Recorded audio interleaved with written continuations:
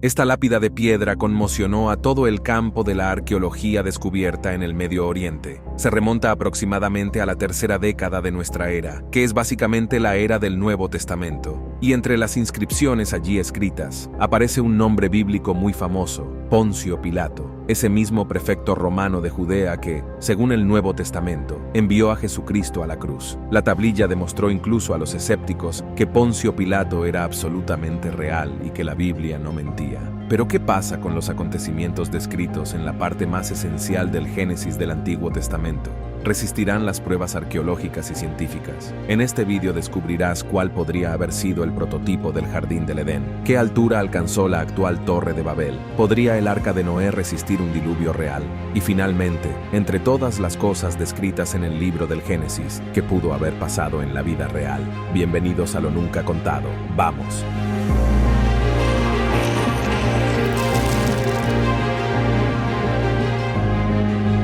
Los primeros capítulos del Génesis nos hablan de la creación del mundo en los primeros humanos. Al principio, el universo estaba muy oscuro, y solo entonces Dios dijo, hágase la luz. Y en 1964, los físicos Robert Wilson y Arno Penzias lograron encontrar esa luz. Utilizando una antena de bocina de microondas ultrasensible en Nueva Jersey, notaron un ruido de fondo proveniente de todas direcciones simultáneamente. Hoy en día, este fenómeno se conoce como fondo cósmico de microondas, y los cosmólogos están seguros de que se trata de la primera luz del universo, emitida por átomos de hidrógeno apenas 3.800 años después del Big Bang. Hasta entonces, en efecto, reinaba una oscuridad total en todas partes. Aún así, el resto de la historia bíblica de la creación del mundo en 7 días no está científicamente probada en absoluto, solo un milagro. Sin embargo, el famoso escritor de ciencia ficción y ateo Isaac Asimov, en su guía de la Biblia, nos instó a no juzgar con dureza a los autores del libro del Génesis. En su opinión, habían reunido la mejor información sobre cosmología en ese momento, y dado que aún se desconoce la causa del Big Bang, no estamos muy lejos de ello. Parece que sin algún tipo de milagro, nuestro universo no debería existir en absoluto. Dado que no tiene sentido buscar pruebas científicas en los milagros, y en general, es una cuestión de fe. Centrémonos en los detalles más intrigantes que de alguna manera pueden verificarse. Por ejemplo, ¿dónde vivieron exactamente las primeras personas?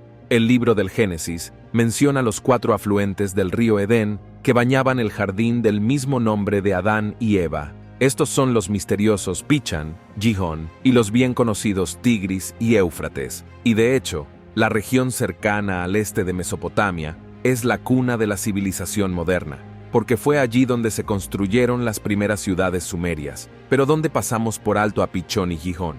Algunos teólogos medievales especularon que podría haber sido el Ganges indio en el Nilo egipcio, pero entonces el Jardín del Edén ocuparía un área comparable al tamaño del imperio de Alejandro Magno. Sin embargo, todavía no incluye la región señalada por los antropólogos modernos. Estas cuevas están ubicadas en Sudáfrica, 50 Johannesburgo, y allí los científicos descubrieron muchos restos dispersos pertenecientes a los antiguos ancestros del Homo sapiens. Los más antiguos datan de hace más de 3,5 millones de años. Por eso las cuevas fueron llamadas la cuna de la humanidad. Por supuesto, todo esto contradice la Biblia, no solo geográficamente, sino también ideológicamente, porque las Escrituras afirman que los humanos no tienen nada en común con los simios. El libro del Génesis indica directamente el lugar donde finalmente se detuvo el barco gigante, las montañas de Ararat. La mayoría de los estudiosos de la Biblia coinciden en que estamos hablando del pico más alto de Turquía, el Monte Agri, de más de 5,000 metros de altura. Es en esta región donde, desde el siglo VII a.C., se han enviado todo tipo de expediciones en busca del Arca de Noé, principalmente a expensas de la Iglesia, y casi todos regresaron no con las manos vacías, sino con una tabla u otro fragmento de madera que supuestamente perteneció al legendario barco. Sin embargo, dado que muchos objetos de la Iglesia, como las reliquias de los santos, resultaron ser falsos, no hay razón para confiar en estos testimonios. Algo mucho más emocionante es lo que se descubrió inesperadamente en el Monte Agri, es decir, Ararat, en el siglo XX. En el otoño de 1946, La revista Life publicó una fotografía sensacional de una enorme formación con forma de barco en el terreno natural de la ladera del Ararat.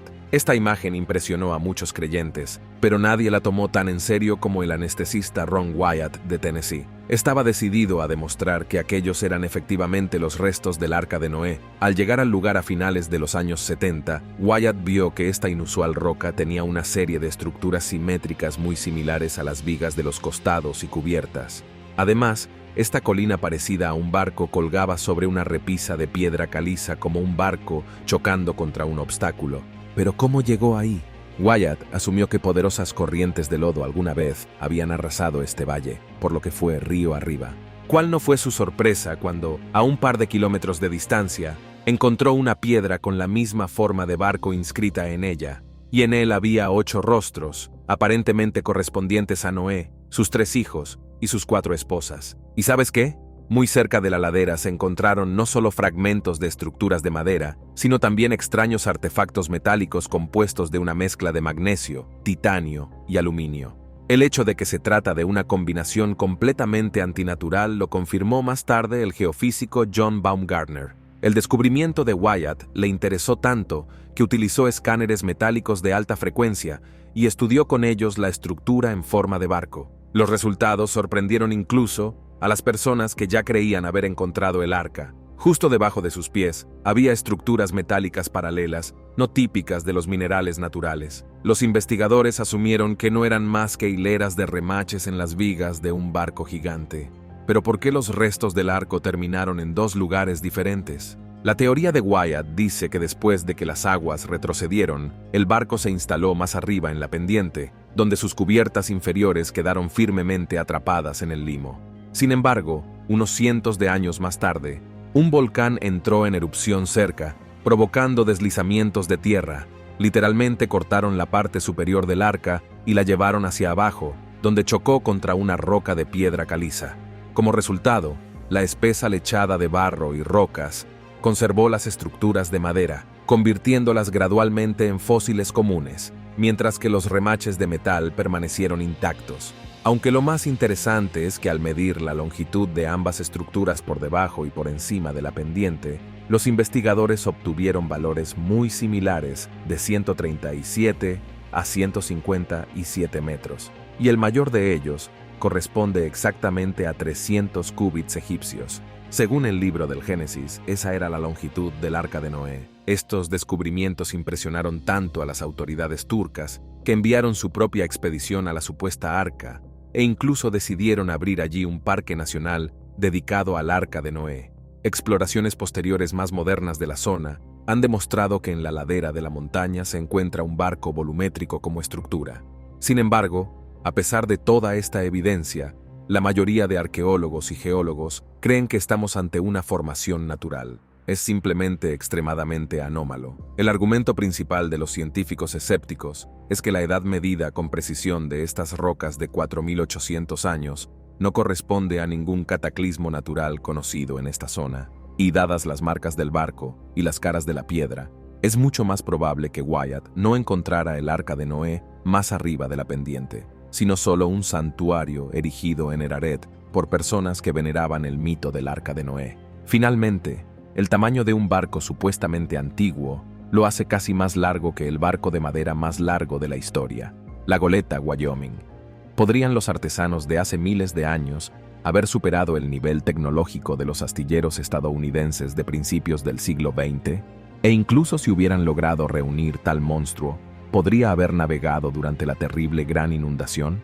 Para encontrar la verdad, tendremos que profundizar en la historia de los megaproyectos bíblicos. El libro del Génesis describe otra estructura gigante que los arqueólogos han buscado durante siglos, la Torre de Babel. Y el texto incluso menciona sus materiales de construcción. Ladrillos por piedra y betún por mortero se utilizaron para construir todos los edificios de la antigua Babilonia. Sin embargo, las casas y los templos eran una cosa, mientras que una torre gigante que debía llegar hasta el cielo era otro nivel. ¿Qué altura podría tener?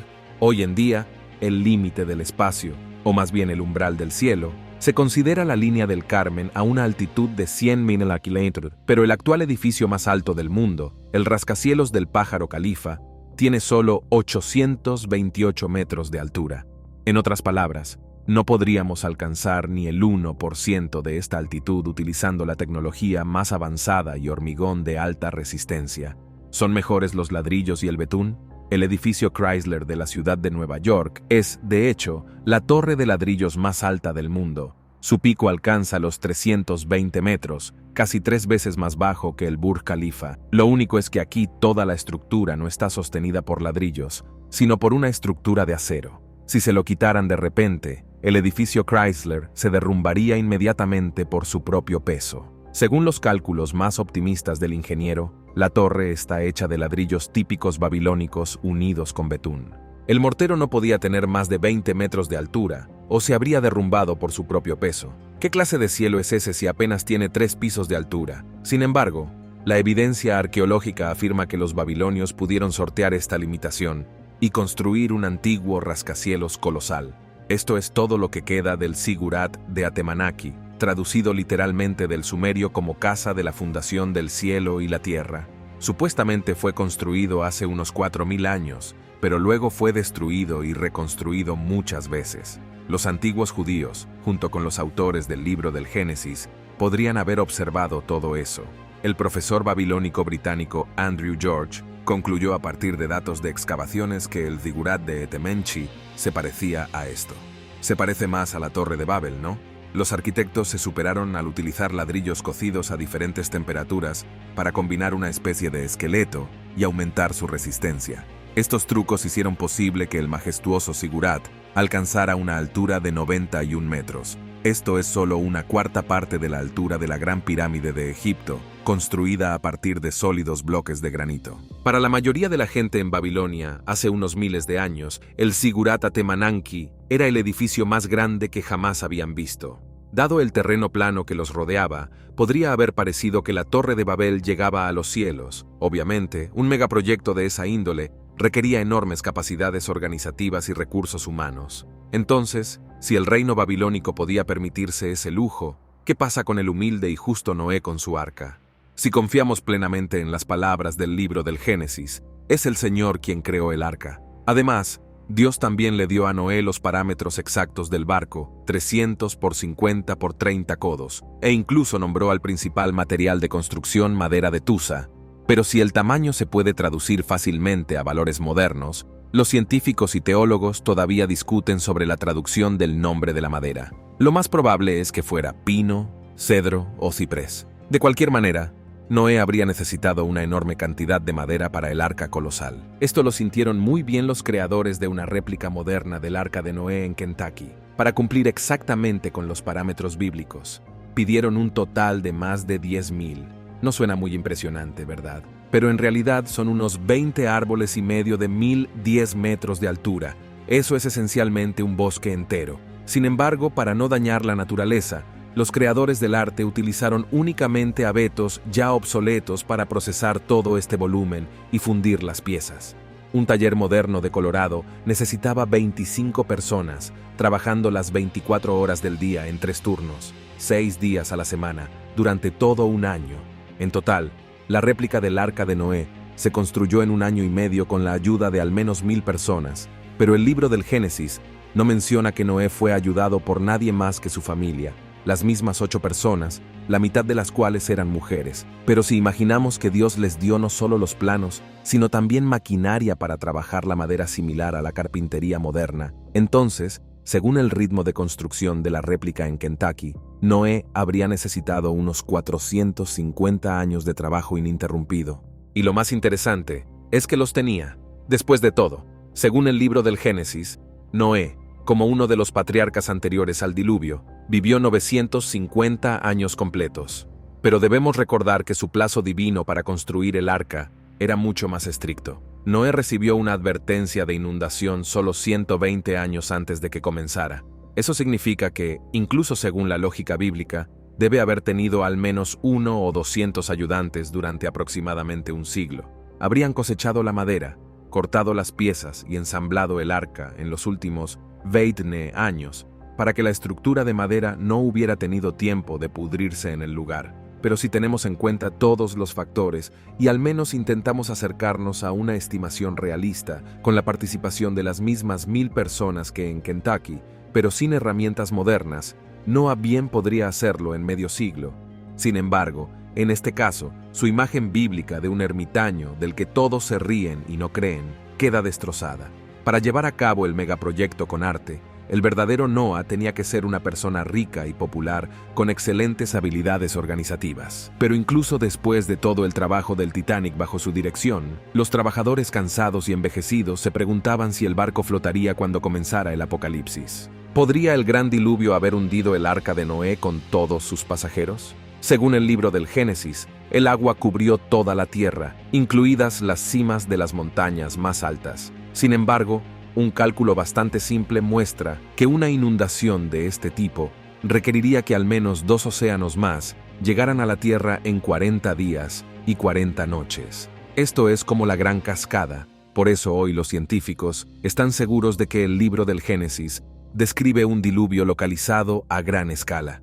Los análisis de las piedras en esa misma antigua Mesopotamia muestran que los ríos Tigris y Éufrates se desbordaban regularmente a lo largo de muchos kilómetros a la redonda. Los arqueólogos estiman que los más catastróficos podrían inundar zonas en un radio de 160 a 320 metros. El máximo corresponde a fuertes lluvias simultáneas. Esta inundación arrasó bajo el agua todas las ciudades importantes de la región, así como todas las tierras altas, de modo que un lugareño que escapara milagrosamente en barco no vería tierra a su alrededor. De hecho, todo el mundo que conocían quedó inundado, y esta inundación mesopotámica ocurrió hace unos 4090 años, lo que casi coincide con la edad supuesta de las rocas anómalas del monte Ararat. Pero, ¿habría llegado el arca de Noé a alguna parte? En Kentucky no construyeron un barco, sino un centro recreativo en forma de arco para cristianos. Sus constructores ni siquiera intentaron calcular su flotabilidad. En cambio, lo hicieron estudiantes de física de la Universidad de Leicester. Tomaron los parámetros medios del arca de Noé, 144 por 24 por 14 y medio metros, un poco más pequeña que la réplica de Kentucky, pero bastante acorde con las misteriosas estructuras de Ararat. El principal material elegido fue chipre, que tiene un peso medio entre cedro y pino. Inicialmente, la mayoría de los estudiantes estaban seguros de que los cálculos mostrarían la total invalidez de la leyenda bíblica, pero para su sorpresa, el arca de Noé, con estos parámetros, gracias a la fuerza expulsiva de Arquímedes, flotó con facilidad. Además, podría embarcar a más de 2 millones de ovejas sin riesgo de hundirse. Esto, según cálculos de los biólogos, es más que suficiente para albergar un par o incluso más representantes de 3.500 especies animales. Sin embargo, la flotabilidad no garantiza la supervivencia en una inundación real. Si Noé construyera su arca directamente sobre un avión, seguramente habría sido volteada por poderosos maremotos. Después de todo, incluso los barcos modernos son sacudidos como juguetes cuando son golpeados por tsunamis y puertos. Por lo tanto, Noé debería haber construido el arca en un lugar elevado para que el agua llegara gradualmente a los lados. Pero ni siquiera esto es suficiente. Durante décadas de construcción, el fondo del barco se habría pegado firmemente al suelo, e incluso el poder de Arquímedes no habría ayudado. El arca se habría convertido en un acuario. Aún así, existe una solución de ingeniería. El arca debía montarse sobre un pedestal de muros transversales de piedra. Cuando llegue el agua, simplemente recogerá el recipiente sin riesgo de que se voltee. Las olas son otro asunto.